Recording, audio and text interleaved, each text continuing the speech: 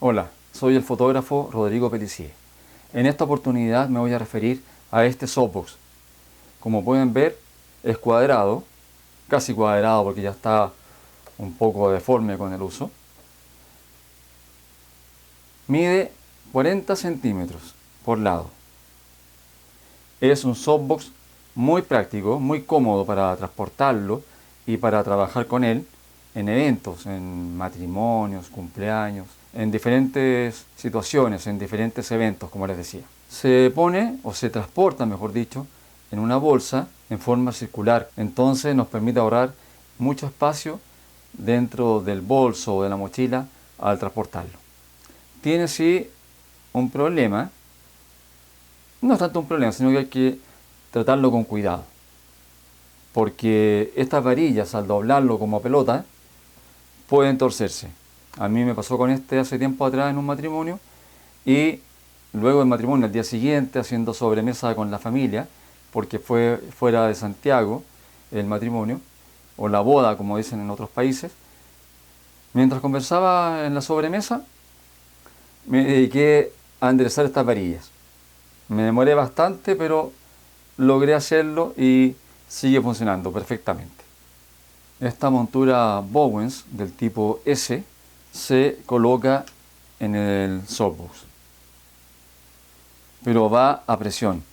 Se fijan, hay 4 orillas aquí, entonces, claro, lo ponemos, yo lo hago de esta manera, lo pongo en la de abajo y la de los lados, y luego lo engancho en la de arriba. ¿Se fijan? Y ahí queda. Y el flash, por supuesto, se pone aquí atrás. Se aprieta este tornillo para que esta placa que está aquí lo vaya apretando. ¿Se fijan? No hay que hacerle mucha fuerza porque se rompería el flash y tampoco puede quedar suelto porque si no se nos cae y se rompe igual. Ahí sí, ahí está bien. ¿Se fijan? Así queda. Este softbox tiene detrás de esta tela otra tela más pequeña. Esta la voy a sacar para poder explicarles mejor. La dejaré por aquí a un lado. ¿Se fijan? Hay una tela adentro. Y detrás de esa tela, por supuesto, está el flash. No sé si lo alcanzan a ver ahí, pero aquí está. ¿Ok? Entonces, ¿cuál es la idea?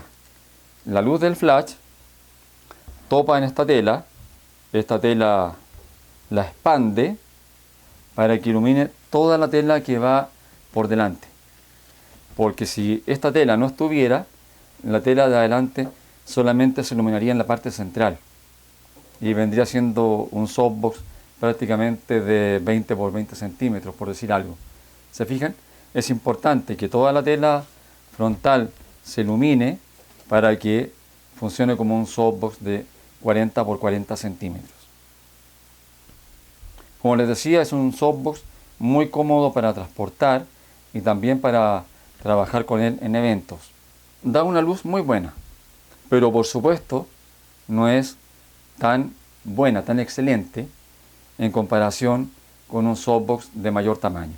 Mientras más grande el softbox, tendremos una luz mucho más exquisita, mucho más agradable, por suavidad y por sombras difusas. Pero por supuesto, también, mientras más grande sea el softbox, cuesta más desplazarse con él en el evento y también para transportarlo, pero sobre todo en el evento. Y lo otro que también perjudica es que tapamos a la gente, por ejemplo, en una boda, en un matrimonio, si llevamos un softbox de 1,20 m, por ejemplo, vamos a tapar prácticamente a todos los invitados que quieran ver a los novios. ¿Se fijan?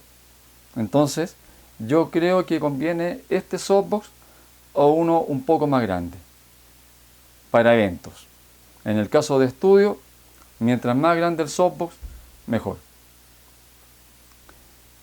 Espero que este video, como les digo siempre, les sea útil, sobre todo a los que están pensando en comprarse un softbox, porque les va a dar una luz mucho más agradable que la que da el flash en forma directa. Y lo otro importante, No lo usen nunca desde la cámara. Hay que usarlo desde un ángulo, en diagonal, ya sea a la derecha o a la izquierda. Lo habitual es a 45 grados, pero yo les recomendaría, si no llevan una luz adicional, es que lo pongan más cerca de la cámara. No encima de la cámara, pero no tan lejos de ella tampoco. Bueno amigos, nos vemos en otro video y espero que les saquen partido a lo que les he transmitido en este. Hasta luego.